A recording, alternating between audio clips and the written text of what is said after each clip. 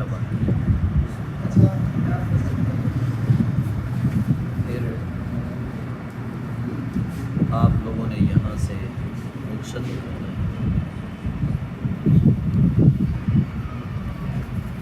کچھ اس میں 3 اور 4 دن والے ہیں اور کچھ 10 دن والے ہیں.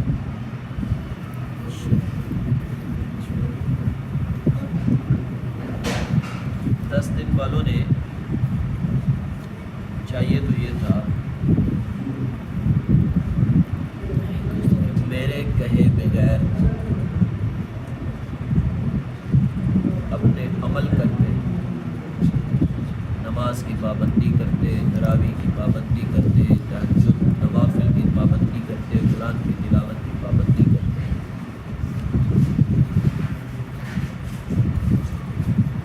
ماس شرارتوں کے،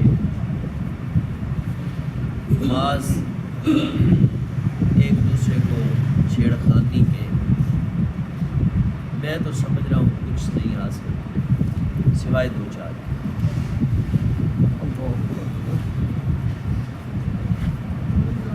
اعتکاف انسان بیٹھے، پتہ چلے کہ یار یہ اعتکاف سے آیا ہے، اعتکاف میں بیٹھا ہوا ہے. میں نے جو آپ لوگوں میں 3-4 دن گزارے ہیں، مجھے تو یوں محسوس ہو رہا تھا کہ شاید میں کسی گراؤنڈ میں آیا ہوں. آپ کی حرکتوں کو دیکھ کے مجھے تو یوں فیل ہو رہا تھا کہ میں ایک گراؤنڈ میں رہتا ہوں، اعتکاف والوں میں نہیں رہتا.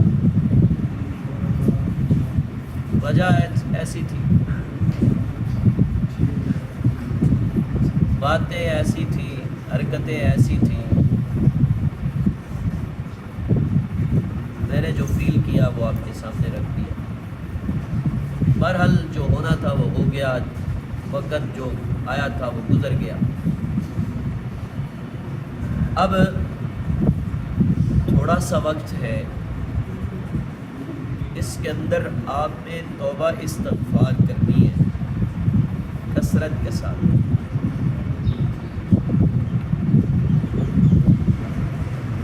پتہ نہیں، مجھے اپنی کیفیت کا پتہ ہے، آپ کی کیفیت کا مجھے نہیں پتہ. جیسے جیسے وقت قریب ہو رہا ہے، میرے جسم کی ذاتی کیفیت جو ہے وہ یوں ہو رہی ہے کہ جیسے موت کا فرشتہ قریب آ رہا ہو اور میں موت کی طرف جا رہا ہوں.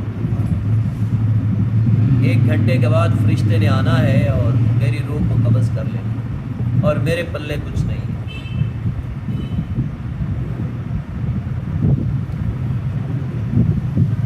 یہ میرے ذاتی جسم کی کیفیت ہے. کیوں؟ اتنی برکتوں والا مہینہ یوں آیا اور یوں چلا گیا.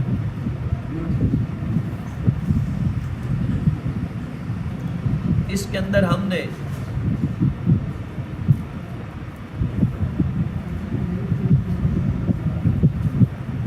اتنی نعمتوں کو دیکھا ہے جو ہم نے 11 مہینے نہیں دیکھا. اللہ نے ایسی نعمتوں سے نوازا جو پورا 11 مہینے کبھی ہمارے دسترخوان پہ نہیں ہے. اور فری میں کھلائیں. سب سے بڑی بات کیا؟ فری میں کھلائیں. کھجوریں دسترخوان پہ کبھی پورے 11 مہینے میں نہیں آئی، اور رمضان میں آئی تو فری آئی.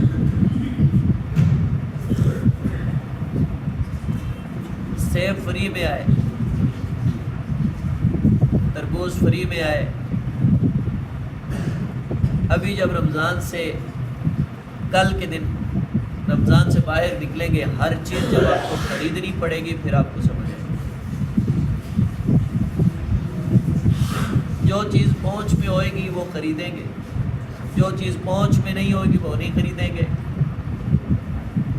ہاں، گناہ فری میں ملے گا وہ ضرور لیں گے، دھوکہ فراڈ فری میں ملے گا وہ کریں گے، جھوٹ فری میں ملے گا وہ بولیں گے۔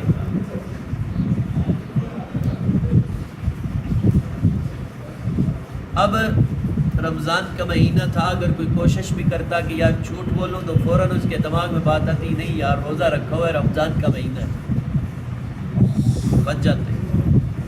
اگر کوئی گالی نکالنے لگتا تو وہ سوچتا یار نہیں یار رمضان کا مہینہ ہے، روزہ رکھا ہوا ہے، یار روزہ خراب کر رہا۔ اب بات مختصر کرتا ہوں کہ جس طرح ہمیں رہنا چاہیے تھا، ہم نے وقت گزارنا چاہیے تھا، ہم نے نہیں گزارا۔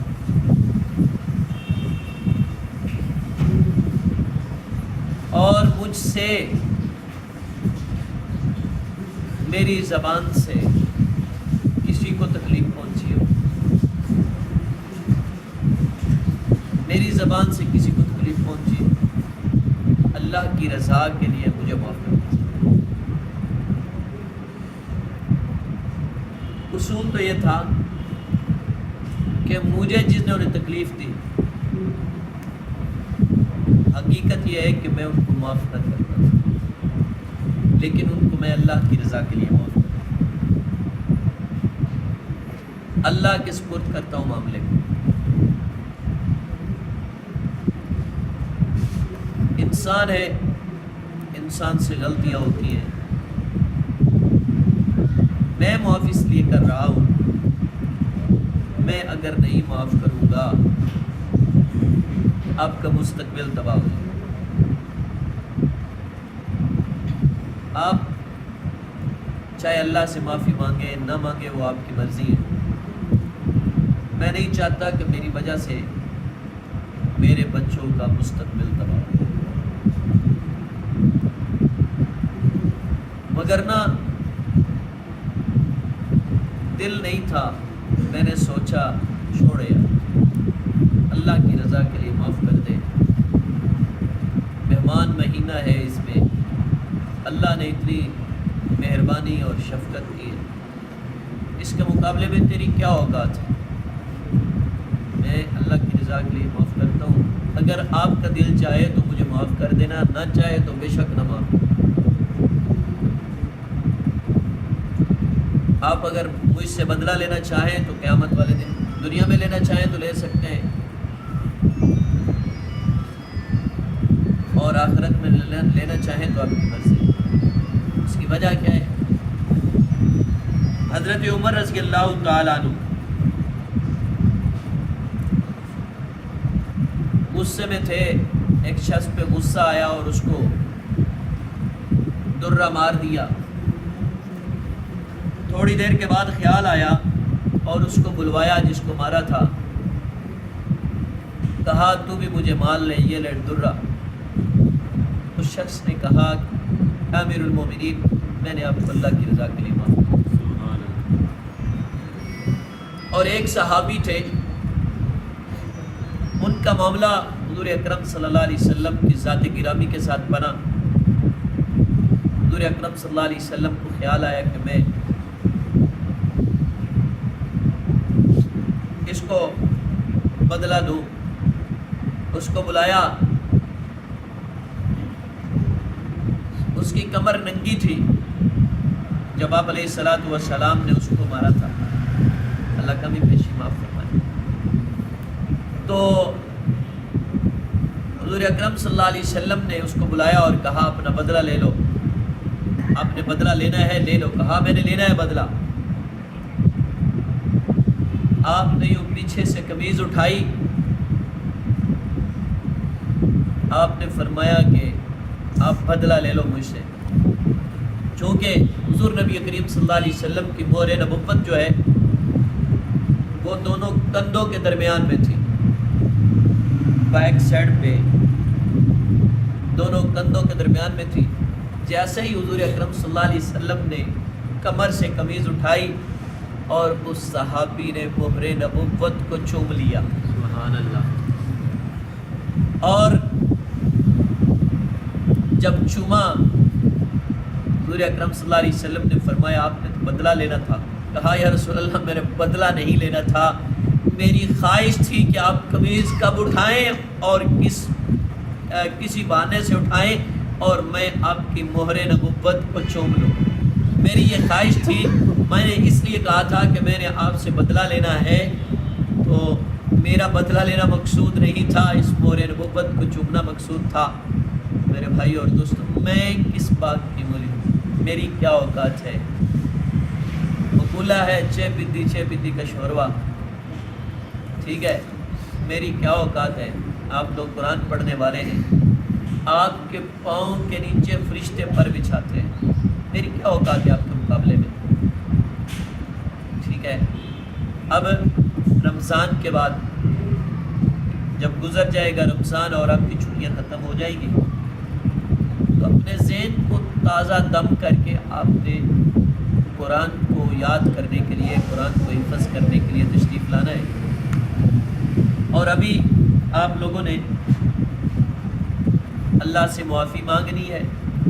یا اللہ جو کمی کوتاہی ہوئی, جیسے اعتکاف میں عمل کرنے چاہیے تھے, اعمال کرنے چاہیے تھے, ہم نہ کر پائے, یا اللہ ہمیں معاف فرما دے.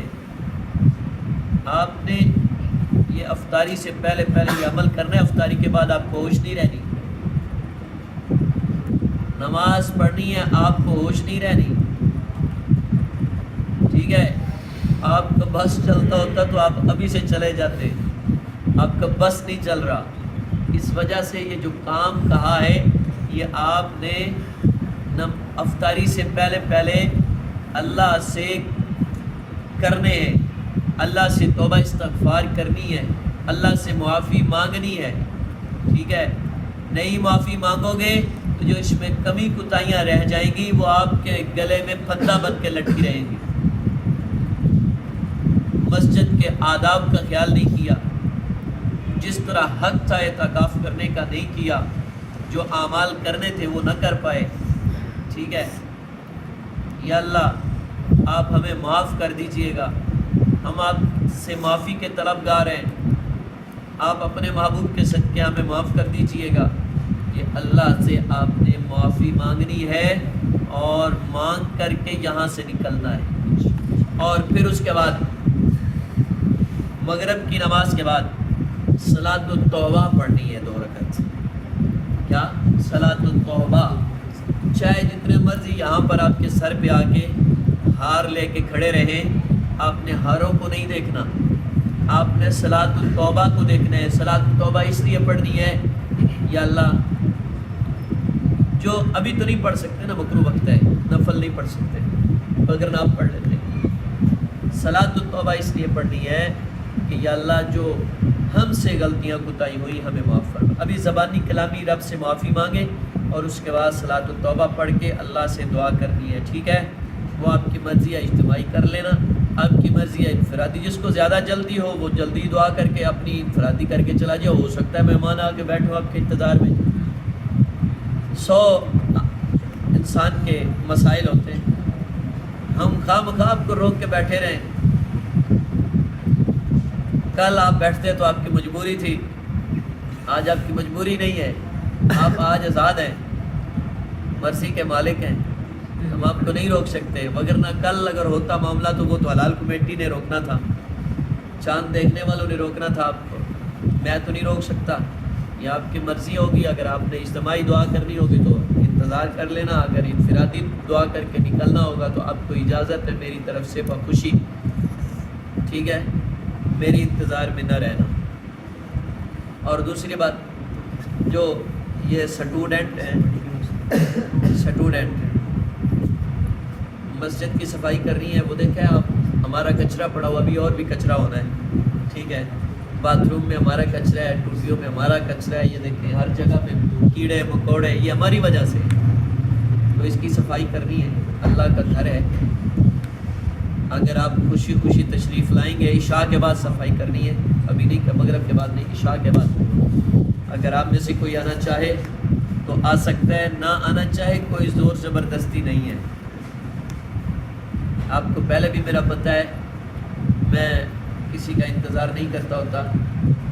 کوئی آ جائے تو اس کو ویلکم کر لیتے ہیں، نہ آئے تو انتظار نہیں کرتے، پریشان نہیں کسی کو کرتے، خوشی سے آ جائے تو اس کی مرضی ہے، نہ آئے تو اس کی مرضی ہے۔ بہرحال قصہ مختصر یہ ہے۔ اور دوسری بات، اب نمازوں کی پابندی کرنی ہے۔ یہ نہ ہو کہ جیسے ہی رمضان جائے اور ہم بھی غائب ہو جائیں۔ رمضان جائے اور ہم بھی رمضان کے ساتھ غائب ہو جائیں، عموماً یہی ہوتا ہے۔ معتکفین حضرات جو ہیں عموماً پہلے اسی طرح رزلٹ نکلتا ہے کہ جب اعتکاف کرنے کے لیے آتے ہیں، اعتکاف کرتے ہیں، ماشاءاللہ تہجد، نماز، تراویح، ہر چیز ہوتی ہے، فرض نماز کی پابندی ہوتی ہے۔ جیسے ہی اعتکاف غائب ہوا، نماز غائب ہوا، بندہ بھی ایسے غائب ہوا، پھر اگلے سال ملاقات ہوتی ہے۔ ٹھیک ہے، میں نام نہیں لوں گا، بہت سارے بزرگ ایسے ہیں جو پچھلے اعتکاف میں ملے تھے اور دوبارہ اس اعتکاف میں ملاقات ہوئی ہے۔ ٹھیک ہے، نہیں میں نام نہیں لیتا، کوئی بھی ہو اس میں میں بھی ہو سکتا ہوں، میں بھی شامل ہو سکتا ہوں، تنویر بھی شامل ہو سکتا ہے، کوئی بھی ہو سکتا ہے، کوئی ضروری نہیں ہے، کسی کا نام لینا مقصود نہیں ہے، ایک اصلاح مقصود ہے۔ ہر ایک فکر کرے اپنی اصلاح کی، مرنا ہے بھائیو، مرنا ہے، کوئی پتہ نہیں کس موڑ پہ ختم ہو جانی ہے۔ آنے کی ترتیب ہے، جانے کی کوئی ترتیب نہیں ہے۔ آنے کا پتہ ہے، یہ راستہ ہے آنے کا، اور اس دن آنا ہے، یہ مہینہ ہے، یہ ڈیٹ ہے، یہ آنے کی ترتیب ہے۔ جانے کی کوئی ترتیب نہیں ہے۔ بوڑھا جاتا ہے، جوان جاتا ہے، بچہ جاتا ہے، بوڑھے ہو کر کے جاتا ہے یا جوان ہو کر کے جاتا ہے، چلتے ہوئے جاتا ہے، پھرتے ہوئے جاتا ہے، یا لیٹے ہوئے جاتا ہے، یا باتھ روم میں جاتا ہے، یا کہیں سے بھی جاتا ہے۔ جانے کی کوئی ترتیب نہیں ہے۔ ٹھیک ہے، بہت ساری باتیں ہیں لیکن اب وقت نہیں ہے آپ کو بتاؤں اور آگے چلاؤں۔ ٹھیک ہے، بہرحال اللہ رب العزت سے دعا ہے اللہ ہمارا بیٹھنا قبول فرمائے، اور جو اس میں غلطیاں کوتاہی ہوئی اللہ ہمیں معاف فرمائے۔ ٹھیک ہے، سبحانک اللہم و بحمدک نشہد ان لا الہ الا انت نستغفرک و نتوب الیک۔ سارے بھائی صفوں میں جا کے بیٹھ جائیں۔ اگر کوئی معافی رب سے مانگنا چاہتا ہے، سجدے میں بھی جا کے مانگ سکتا ہے، تو ہاتھ اٹھا کے بھی مانگ سکتا ہے اللہ رب العزت سے معافی۔ اگر کوئی نہیں مانگنا چاہتا، وہ سمجھتا ہے کہ نہیں میں تو بخشایا ہوں، مجھے مانگنے کی ضرورت نہیں، پہلے ہی بہت معافیاں مانگ لی ہے، اب تھوڑی بہت کچھ رہ بھی جائیں برکت کے لیے تو خالی نہ ہو۔ ہیں وہی نا، ساریاں نہیں معاف کرانی، مگر برکت واسطے رکھنیاں نے بھائی، رکھ سکتے ہو، میں کوئی زور زبردستی میری طرفوں نہیں ہے۔ ٹھیک ہے، جو معافی مانگنا چاہتا ہے وہ اللہ سے معافی مانگے جا کے، اللہ کے دربار میں جھکے۔ جی امید رکھنی چاہیے، اللہ ظالم نہیں، اسی ظالم ہاں۔